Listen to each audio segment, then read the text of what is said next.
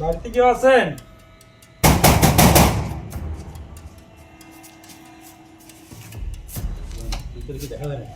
Calling bell দেন, calling bell দেন।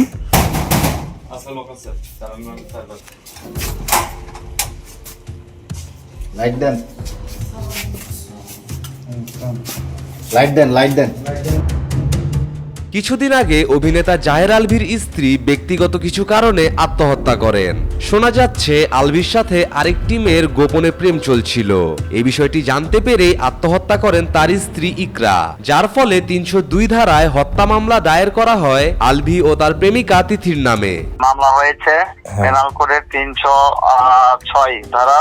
আসামি ৩ জন, আলভির প্রেমিকা তিথি আর হচ্ছে মা।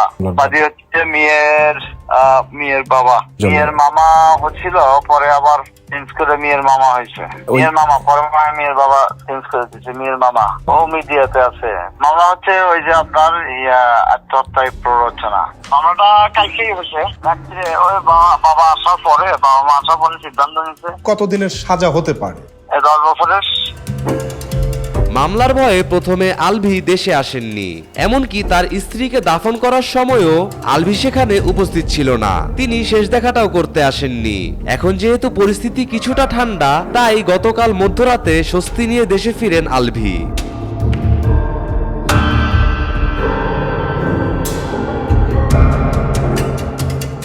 দেশে সেই আলভি পড়ে যায় বিপদের মুখে। ঢাকায় না এসে আলভি সোজা চলে যায় নিজের গ্রামের বাড়িতে। তারপর কি হলো তা তো আপনারা নিজের চোখেই দেখলেন। আমার ইকরার শেষ মুখটা আপনারা আমাকে দেখতে দেন নাই। আপনারা কি আমার দেশে আসার মতো পরিস্থিতি রাখছেন? আমি দেশে আসা মাত্রই আমার উপর মব সৃষ্টি হবে। আমি দেশে আসার মাত্রই আপনারা আমাকে টাইনা ছিঁড়ে ফেলবেন। আমার ইকরার শেষ মুখটা ইকরার পরিবার আমাকে দেখতে দেয় নাই। অনেক আগে থেকে আমার কাছে ডিভোর্স চাইতো, কিন্তু আমি কোনোদিনই ওকে ডিভোর্স দিতে চাইনি।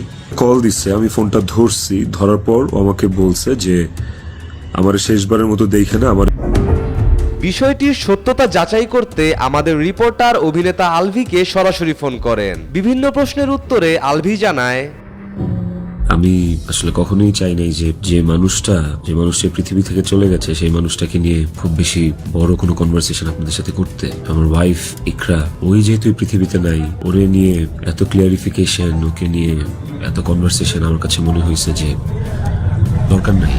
ওর মৃত্যুটা এমনিতেই আমাকে যে ট্রমা দিচ্ছে, পাথরই বানায় ফেলছে একরকম। একটা পৃষ্ঠা পড়েই পুরো গল্পটা সম্পর্কে আপনারা আপনাদের মনের মতো করে যা খুশি বলতেছেন। আমি এই ভিডিওতে সবকিছু ক্লিয়ার করবো, এভরিথিং। ভালোবাসার প্রমাণ দিতে যে এত করে চলে গেল, ওই মানুষটা শেষবারের মতো মুখটাও দেখতে আসলাম না। এই যে আপনাদের প্রশ্নটা, আচ্ছা আপনারা কি আমার দেশে আসার মতো পরিস্থিতি রাখছেন? আমি দেশে আসা মাত্রই আমার উপর মব সৃষ্টি হবে। আমি দেশে আসার মাত্রই আপনারা আমাকে টাইনা ছিঁড়ে ফেলবেন। আমার ফোনে এত এত এত থ্রেটস, আমার কাছে এমন ইনফরমেশন আসছে যে এয়ারপোর্টের বাইরে। আলভির কথা শুনে বোঝা মুশকিল সে কি আসলে সত্য বলছে নাকি মিথ্যা বলছে। চলুন তারপরেও আমরা শেষ পর্যন্ত তার কথাগুলো শুনে আসি। লোক রেডি করা আছে, আমি যাওয়া মাত্রই they will gonna hit me, they will gonna kill me. এখন যদি আমিও মারা যাই, রিজিকের মার কাছে চলে যাই, রিজিকের কি হবে? রিজিক তার বাবাকেও হারা। এই ছেলেটার কি দোষ? এই ছেলেটা বড় হবে না? বাপ, ওই বাপের অভাব কিভাবে পূরণ হবে তাইলে? মাও থাকবে না, বাপও থাকবে না। আপনারা এটা চান?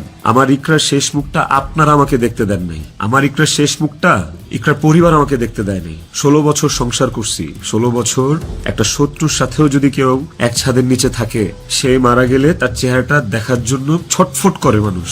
আর আমার বউ ছিল, আমি ভালোবাসা তার বিয়ে করছি। ওই মানুষটা মারা গেছে, তার শেষবারের মতো তার চেহারাটা আমি দেখবো না? টক্সিসিটি একটা বিষয়। আমাদের রিলেশনশিপটা অনেক আগে থেকেই টক্সিক ছিল, অনেক আগে থেকে টক্সিক ছিল। তিথির সাথে পরিচয় হওয়ার আগে থেকেও টক্সিক ছিল। অনেক আগে থেকে আমার কাছে ডিভোর্স চাইতো, কিন্তু আমি কোনোদিনই ওকে ডিভোর্স দিতে চাইনি, তালাক দিতে চাইনি।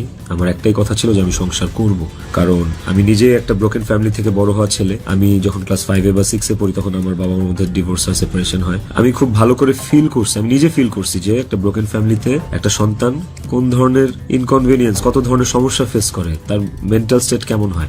আমি কোনোদিনই চাইনি রিজিক এই স্বাদটা পাক। আমি কোনোদিন চাইনি যে রিজিক ব্রোকেন ফ্যামিলির বাচ্চা হোক, বেবি হোক, বা ও আমি যে কষ্টটা ফিল করছি আমার লাইফে, এই কষ্টটা সেম কষ্টটা রিজিক ফিল করুক, এটা আমি কোনোদিনই চাইনি। এই কারণে আমি অলওয়েজ আমার মধ্যে ট্রমাটা ছিল যে আমি কোনোদিন ওর কাছে বলি নাই যে আমি ওকে ডিভোর্স দেবো, আমি ডিভোর্স দিতে চাই। আমি অলওয়েজ ওর সাথে সংসারই করতে চাইছি। স্ক্রিনশট দিব, আপনারা দেখতে পাবেন। ইকরা শুরু থেকেই, আমাদের সম্পর্কের শুরু থেকেই অনেক সন্দেহপ্রবণ ছিল, আর এই সন্দেহ প্রবণতার কারণে আসলে আমাদের সম্পর্কটা টক্সিক হয়ে গেছিল। আমার মনে হয় আলভি সত্যি কথা বলছে, কারণ ইকরার মাদক সেবনের একটি ভিডিও গতকাল সোশ্যাল মিডিয়ায় ভাইরাল হয়েছিল। এই টক্সিসিটির মধ্যেও আমরা আসলে সংসারটা চালায় যাচ্ছিলাম। এই যে মানুষটা চলে গেল আমাদেরকে রেখে, এই যে মানুষটা মারা গেল, ওরে নিয়ে আসলে আমার কতটুকু বলা উচিত আমি আসলে জানি না। সময় চলে আসছে, অনেক কিছু আপনাদেরকে আসলে জানানো উচিত, আপনাদেরকে জানাইতে হবে আমার। ওর কিছু বদভ্যাস ছিল, আসলে ওকে আরো ক্রেজি করে ফেলছে। এমনি তো বাইরের মানুষ থেকে ট্রিগার্ড হইতো, ওই জিনিসগুলো ওকে আরো পেয়ে বসতো। আর এই বিষয়গুলো আসলে আমি জাস্ট মুখের কথা বলতেছি না, আমার কাছে প্রমাণ আছে। ইভেন আমি আপনাদেরকে এগুলো সব শেয়ার করব পরের ভিডিওতে। ইকরা ট্রিগার্ড হয়েছে, কিন্তু সেটা আমি করি নাই। ইকরা ট্রিগার্ড হয়েছে আমারই কিছু ভাই ব্রাদার, কিছু কাছের মানুষ, যারা ওর আমার দুইজনেরই কমন সার্কেল, যাদের সাথে ইকরার আমি দুইজনই খুব ইন্টিমেট ছিলাম। ওরা ডে বাই ডে ওকে ট্রিগার করে করে আজকে এই জায়গায় নিয়ে আসছিল। এই মানুষগুলা তো থার্ড পার্সন আমার জীবনে। একটা সংসার তখনই টক্সিক হয় যখন বাইরের মানুষরা ওই সংসারের মধ্যে ইনভলভ হওয়া শুরু করে, বাইরের মানুষগুলা ওই সংসারে হাজবেন্ডকে বা ওয়াইফকে ট্রিগার করা শুরু করে। এই মানুষগুলা সম্পর্কে আমি পরে অন্য একটা ভিডিওতে হয়তো বলবো, মনে করে আমার সংসারে ইন্টারফেয়ার করছে তাদেরকে নিয়ে পরে কথা বলবো উইথ প্রুফ। কিভাবে বলেন যে আমার ইকরাকে আমি মেরে ফেলছি? ইকরাকে এইসব মানুষ মেরে ফেলছে, এরা মেরে ফেলছে ট্রিগার করতে করতে। যেখানে একটিবারের জন্য আমি ওকে কোথাও বলি নাই যে আমি ওর সাথে থাকবো না। আমার পুরো কনভারসেশনে আমি কখনো ওকে গালিগালাজ করি নাই, আপনারা সেটা পাবেন না। বরঞ্চ ও আমাকে অনেক গালিগালাজ করছে, অনেক উল্টাপাল্টা কথা বলছে, অনেক থ্রেট দিচ্ছে, অনেক কিছু করছে। আমি ট্রিগার করি নাই। আমি অন্তত চাই নাই যে আমার কাছে ইকরা শুধু আমার ওয়াইফ ছিল না, আমার কাছে এত টক্সিসিটির পরে এসেও ইকরা আমার কাছে আমার সন্তানের মা ছিল। ইকরার মৃত্যুর আগে ওর ভিডিও কলে ও এমন কি দেখছে বা আমি এমন কি বলছি ভিডিও কলে যে কারণে ও বাধ্য হয়েছে সেট করতে। আপনাদেরকে যে স্ক্রিনশটটা দিব, ওই স্ক্রিনশটটাতে আপনি নিচে গেলে দেখতে পারবেন যে একটা কনভারসেশনের পরে ওর সাথে আমার একটা 22 সেকেন্ডের ভিডিও কল। ওই 22 সেকেন্ডের ভিডিও কলটার বিষয় বলি। ও আমাকে কল দিচ্ছে, আমি ফোনটা ধরছি, ধরার পর ও আমাকে বলছে যে আমার শেষবারের মতো দেখে না, আমার আর জীবনে কোনোদিন দেখবি না। তো ওর ওই কথাটা শোনার পরে আমার কাছে মনে হয়েছে যে আমি খুব ঘাবড়ে গেছি, আমি ভয় পেয়ে গেছি যে এ বিষয়ে দোষ জারি হোক। আত্মহত্যা করাটা একটা বোকামি। ইকরার উচিত ছিল সন্তানের কথাটা একবার চিন্তা করা। সে কোনো একটা দুর্ঘটনা ঘটবে। সাথে সাথে আমি আমার অ্যাসিস্ট্যান্টকে কল দিছি যে ম্যাডাম পাগলামি করতেছে, ম্যাডাম রে তাড়াতাড়ি যা দেখ ম্যাডাম কি করতেছে, তাড়াতাড়ি পাগলামি করতেছে। ওই অ্যাসিস্ট্যান্টের সাথে কথা বলার সময় আমার ফোনে ওই কথা বলা অবস্থাতে আরেকটা ভিডিও কল আসছে। অ্যাসিস্ট্যান্টকে আমি হোয়াটসঅ্যাপে কথা বলতেছিলাম, মেসেঞ্জারে আমার কলটা ভিডিও কলটা আবার আসছে ইকরার থেকে। তো অ্যাসিস্ট্যান্টের সাথে কথা বলতে বলতে ওই কলটা রিসিভ করতে পারি নাই। অ্যাসিস্ট্যান্ট ততক্ষণে ম্যাডামের ওখানে গেছে, আর আমার কলটা যেহেতু আমি ধরতে পারি নাই, তারপর আমি অ্যাসিস্ট্যান্টের সাথে কথা শেষে আমি নিজে কল ব্যাক করছি। তারপর আর ওই কল ওখান থেকে আর কখনো রিসিভ হয় নাই। আমার কথা হচ্ছে যে আমার কথা ভাবে নাই আমার ছেলেটা। রিজিক পর্যন্ত যে ওকে গেটে ধাক্কা দিচ্ছে, নক করছে, বলছে যে মা দরজা খুলো, মা দরজা খুলো। রিজিকের কণ্ঠস্বরটা কি ওর কানে যায় নাই? রিজিকের প্রতি কি ওর একটু মায়া কাজ করে নাই রিজিকের কথাটা শোনার পরে? এই ভিডিও কলের বিষয়টাও আপনাদেরকে আমি ক্লিয়ার করলাম।